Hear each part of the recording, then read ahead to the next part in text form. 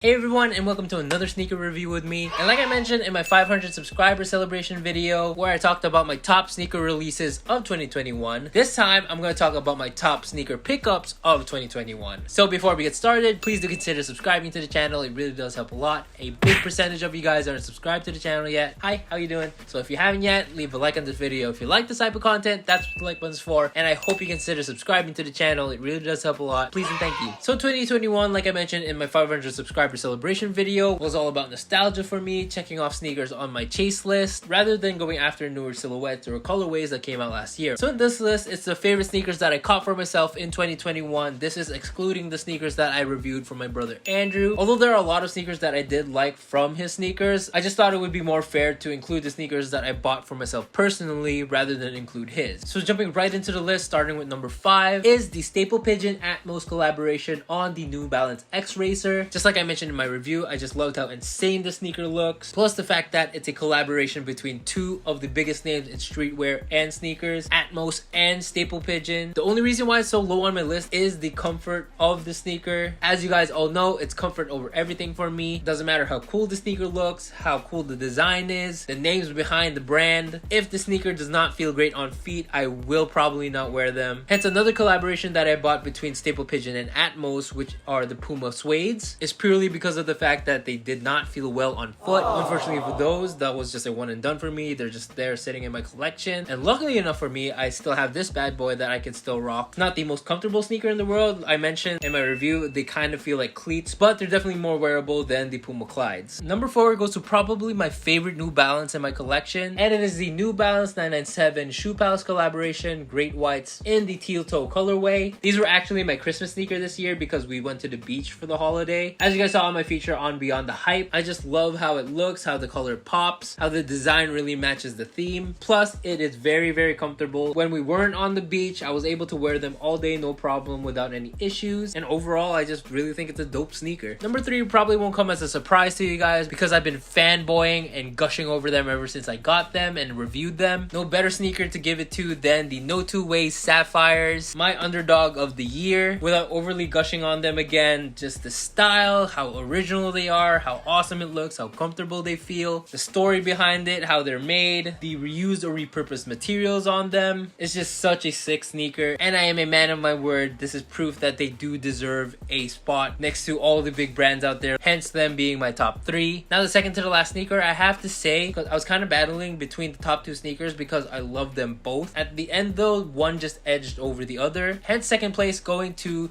the Adidas Pod 3.1 Bape Neighborhood collaboration. This, like the first sneaker, the reason why they're on my top list over all the new silhouettes that came out is just the pure nostalgia that it brought. Just the fact that I wanted these sneakers for so long, and to finally have them in my collection, I was just so happy to finally have them, especially for the price that I paid for. Such an awesome looking sneaker. Plus they're super comfortable because of the boost and the neoprene stretchy upper. Feels like a nice hug of clouds around your foot. The colorway is really sick, and I just really love this sneaker. Before we jump into my top 1 sneaker pickup of the year, I just wanted to give some honorable mentions to some of the sneakers that I was able to cop this year. First off is the Warren Lotus Reapers. It only gets an honorable mention because technically I bought them in November of 2020 and was only able to get them in hand in 2021. That's why they only get an honorable mention. They're kind of disqualified in a sense. Next off, I gave it an honorable mention in my top sneakers of the year, so I gotta give them an honorable mention now, is the Sacai Cause collaboration on the Nike Blazer Lows. Again, the only reason why these aren't on my top 10 list because of how bad they feel on foot. They are very, very similar to the Puma suedes, where it's very stiff, no flexibility, no breathability whatsoever, and once again, comfort over everything, which is why this is pretty much disqualified from my top 5 list. Of course, I just had to mention it because I had to give credit where credit is due. It's still an awesome looking sneaker. I still love the fact that it's Cause's collaboration with Sacai. Just for Cause in general is his first sneaker release since the Air Jordan 4. And the last honorable mention, but definitely not the least, probably my favorite honorable mention of the 3, the Nike Air Max 97 Undefeated pack. The reason why it's an honorable mention because I was actually able to sell the Volt colorway of the Undefeated pack for charity for my 29th birthday in 2021. I still have the military green colorway in my collection, so it's a good remembrance for that fact, and also for the fact for number 1, it's a legendary Undefeated colorway, and number 2, it's an Air Max, so you guys know I love Air Maxes. And finally, my top pickup of 2021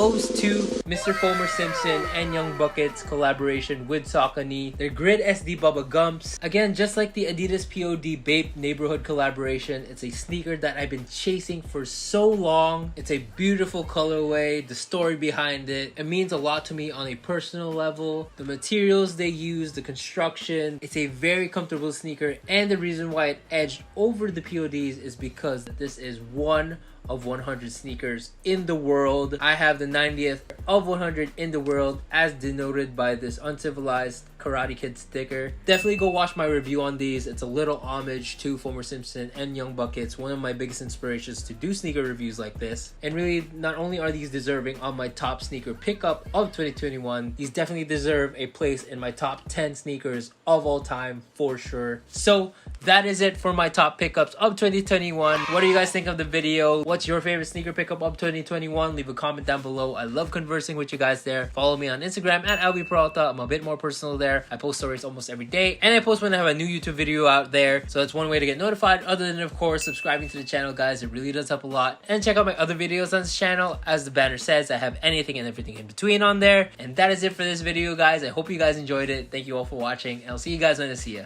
Bye, guys.